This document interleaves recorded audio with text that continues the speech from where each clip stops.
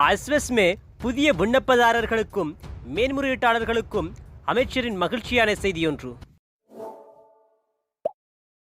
அஸ்வஸ்மே இரண்டாம் கட்டத்திற்காக விண்ணப்பித்த பயனாளிகளின் தரவுகள் சரிபார்த்து மற்றும் சான்றுபடுத்தல் பணிகள் நிறைவடைந்துள்ளதாகவும் அஸ்வஸ்மே பயனாளிகளின் குடும்ப அலகுகளின் எண்ணிக்கையை ஜூன் மாதம் முதல் 24 லட்சமாக அதிகரிக்க அனைத்து ஏற்பாடுகளும் செய்யப்பட்டுள்ளதாகவும் நிதி ராஜாங்க அமைச்சர் செஹான் சேமசிங்க தெரிவித்தார்.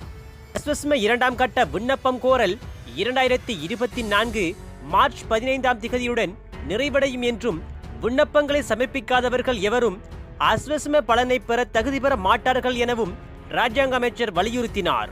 ஜனாதிபதி ஊடக மையத்தில் 28 நடைபெற்ற செய்தியாளர் சந்திப்பில் கலந்து கொண்டு உரையாற்றும் போதே நிதி ராஜாங்க அமைச்சர் செஹான் சேமசிங்க இதனை குறிப்பிட்டார். அத்துடன் இதுவரை 30,000 அஸ்வஸ்மே புதிய விண்ணப்பங்கள் மட்டுமே கிடைத்துள்ளதாகவும் அறிவிக்கப்பட்டுள்ளது. பொய்யான தகவல்களின் மூலம் அஸ்வஸ்மே நன்மைகளை பெற்று சுமார் 7,000 பேர் அதிலிருந்து நீக்கப்பட்டுள்ளதாகவும் ராஜாங்க அமைச்சர் குறிப்பிட்டார். எங்களுக்கு 12,27,000 முறையீடுகள் மற்றும் ஆட்சேபனைகள் கிடைத்துள்ளன. அவர்களில் சுமார் 11,97,000 பேர் தொடர்பில் இதுவரை பரிசோதனை செய்யப்பட்டுள்ளது.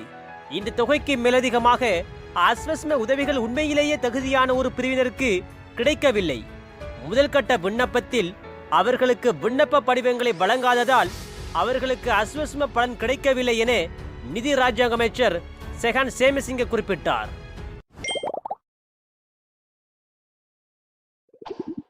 Like this video, like, share. Don't forget subscribe. Press the bell icon.